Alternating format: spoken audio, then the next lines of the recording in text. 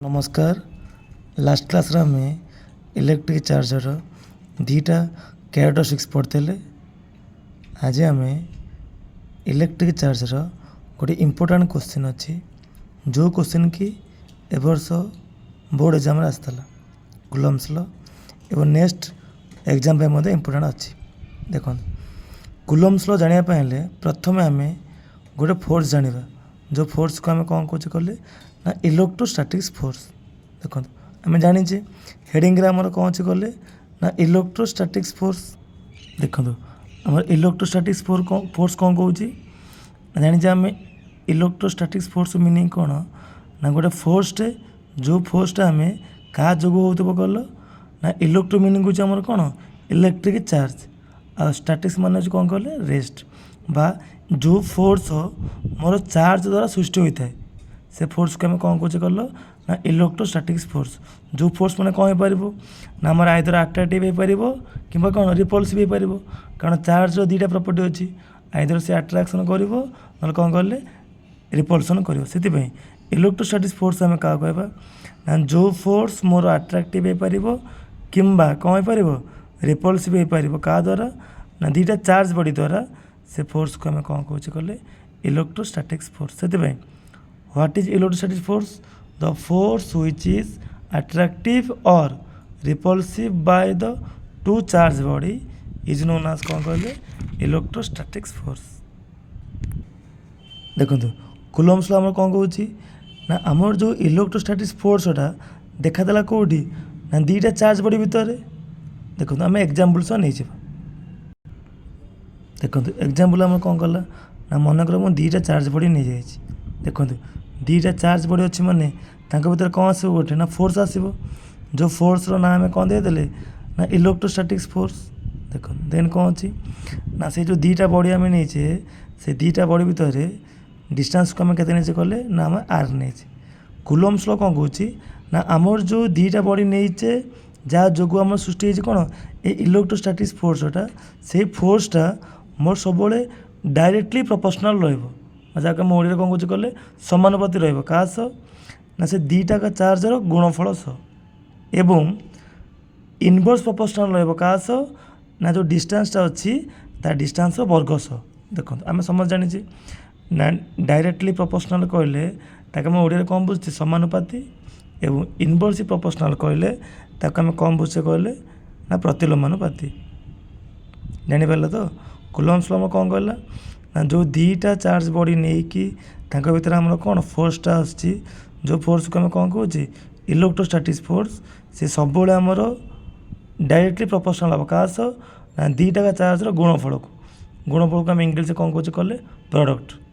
Shortcut आम जाने मिश्रण थे आम लिखिपर सम ऑफ फेराण थे लिखिपर कौन डिफरेंस ऑफ गुणन थे कौन लिखिपर प्रोडक्ट ऑफ हरण थे कौन लिखिपर रेशियो ऑफ। जानीपारे तो मोर से फोर्सटा दीटा जिनस हो गोटे हूँ मोर कौन ना डायरेक्टली प्रोपोर्शनल आ से फोर्स कौन हो मोर इनवर्सली प्रोपोर्शनल। देखो आम से कौन लिखीचे देखो जेहतु मोर लटा से आम कौन लिखिदे ना इट इज स्टेट्स दैट कौन कहूँ the electrostatics force of attraction और रिपल्सन।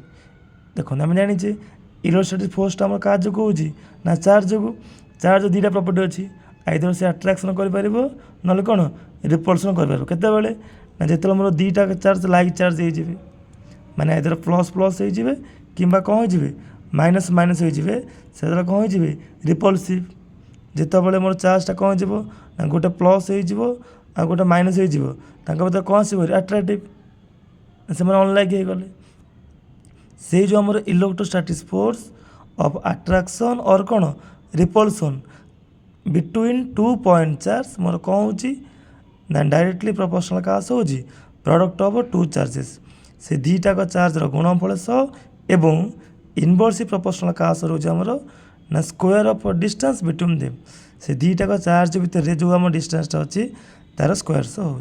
देखो आम लिखीचे डायग्राम आम जहाँ भी करेचे आम थ्योरी लिखीदे कौन लिखीदे consider two body A and B having से चार्ज कौन अच्छी ना Q1 Q2 एवं डिस्टेंस कौन अच्छी ना R এবং ତାଙ୍କର ଏଫ୍ ହେଉଛି କ'ଣ କଲେ ନା ଇଲେକ୍ଟ୍ରୋଷ୍ଟାଟିକ୍ସ ଫୋର୍ସ।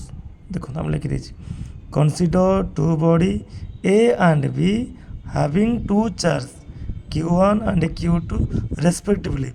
ରେସ୍ପେକ୍ଟିଭଲି ମିନିଂ କ'ଣ ନା ଫାଷ୍ଟ ବଡି ଆମେ ଏ କୁ ଲେଖିଲା ମାନେ ତାର ଚାର୍ଜ ଅଛି Q1, ଦେନ୍ ଲେଖିଛେ ବଡି ବି କୁ ତା ଚାର୍ଜ କ'ଣ ଅଛି କ'ଣ Q2। ଆଉ କ'ଣ ଜାଣିଛେ ଏ ବୁଝାଉଛି ମୋର ଇଲେକ୍ଟ୍ରୋଷ୍ଟାଟିକ୍ସ ଫୋର୍ସ ଏବଂ ଆର୍ ମୋର କାହାକୁ ବୁଝାଉଛି ରେ ନା ସେମାନଙ୍କ ଡିଷ୍ଟାନ୍ସ ଭିତରେ। ସେଥିପାଇଁ ଏଥିରୁ ଆମେ କ'ଣ ଜାଣିଲେ ନା କୁଲମ୍ବସ୍ ଲରେ ମୁଁ ଜାଣିଗଲି ଯେ ଏଇ ଯେଉଁ ଆମର ଏଫ୍ଟା ଅଛି କାହାକୁ ବୁଝାଉଛି ନା ଇଲେକ୍ଟ୍ରୋଷ୍ଟାଟିକ୍ସ ଫୋର୍ସ। ସେଇ ଏଫ୍ଟା ମୋର ଡାଇରେକ୍ଟ ପ୍ରପୋର୍ସନାଲ୍ କାହା ସହ ହେଉଛି ନା ପ୍ରଡ଼କ୍ଟ ଅଫ୍ ଟୁ ଚାର୍ଜେସ୍, ତାମାନେ କ'ଣ ଦୁଇଟା ଚାର୍ଜର ଗୁଣଫଳ ସହ ଏବଂ ସେଇ ଫୋର୍ସ ମୋର ଇନଭର୍ସଲି କାହା ସହ ହେଉଛି କଲେ ନା ସ୍କୋୟାର ଅଫ୍ ଡିଷ୍ଟାନ୍ସ ବା ଡିଷ୍ଟାନ୍ସକୁ ଆମେ କ'ଣ ନେଇଛେ ଆର୍ ସ୍କୋୟାର ମନସ ବର୍ଗ। ଦେଖ ଆକୁ ନେଇଯିବି ଇକ୍ୱେସନ୍ 1, ଆକୁ ନେଇକଲେ ଆମେ କ'ଣ ନେଇ ଇକ୍ୱେସନ୍ 2। ଦେଖନ୍ତୁ ଦେନ୍ କ'ଣ କରିବା ନା ଇକ୍ୱେସନ୍ 1 ଆଉ 2ରୁ ମୁଁ କ'ଣ ଏବେ ପାଇଲି ନା ଏଫ୍ ଡାଇରେକ୍ଟ ପ୍ରପୋର୍ସନାଲ୍ କାହା ସହ ହେଉଛି Q1 Q2 ବାଇ ଇନଭର୍ସ କାହା ସହରେ ଆର୍ ସ୍କୋୟାର ସହ ହେଇଯାଉଛି। ବୁଝିଗଲା। ଦେଖ ଦେନ୍ ଆମେ କ'ଣ କରିବା ନା ପ୍ରପୋର୍ସନାଲ୍ ଉଠେଇବା। ପ୍ରପୋର୍ସନାଲ୍ ଆମେ କେମିତି ଉଠେଇବା ଦେଖନ୍ତୁ ଆମେ ଦେନ୍ କ'ଣ କରିବା ନା ଆମେ ପ୍ରପୋର୍ସନାଲ୍ ଉଠେଇବା।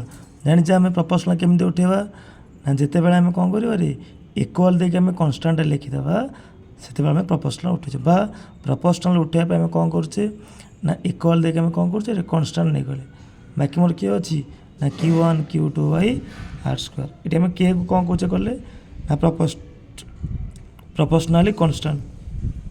ଯେଉଁ କନଷ୍ଟାଣ୍ଟ ମୂଲ୍ୟ ଆମର କେତେ ନେଉଛେ ନା 1/4πε0 ବାକି ମୋର କେତେ ଅଛି Q1 Q2 ବାଇ ଆର୍ ସ୍କୋୟାର ବାଇ ଫି କଲେ ମୋର କେତେ ହେଇଯିବ ନା 1/4πε0 Q1 Q2 ବାଇ ଆର୍ ସ୍କୋୟାର। ଯେଉଁ ଆମେ ପ୍ରପୋର୍ସନାଲି କନଷ୍ଟାଣ୍ଟ ନେଉଛେ 1/4πε0 ତାର ମୂଲ୍ୟ ମଧ୍ୟ ଆମେ କେତେ ପାଉଛେ କଲେ ନା 9 × 10⁹। ଆଉ ଏ ମୂଲ୍ୟ ଆମେ କେମିତି ପାଇଲେ ଏଇଟା ଆମେ ଜଣେଇ ଦେଇଛେ, ଲାଷ୍ଟ ଭିଡ଼ିଓରେ ଦେଖିଦେବେ। ଏବଂ ଏଇ ଯେଉଁ ଆମର ପ୍ରପୋର୍ସନାଲ୍ କନଷ୍ଟାଣ୍ଟ ନେଉଛେ ତାର ମୂଲ୍ୟକୁ ଆମେ SI ସିଷ୍ଟମ୍ରେ ନେଉଛେ କେତେ ନା 9 × 10⁹ ଏବଂ CGSରେ ନେଉଛେ ଆମେ କେତେ କଲେ 1। Thank you.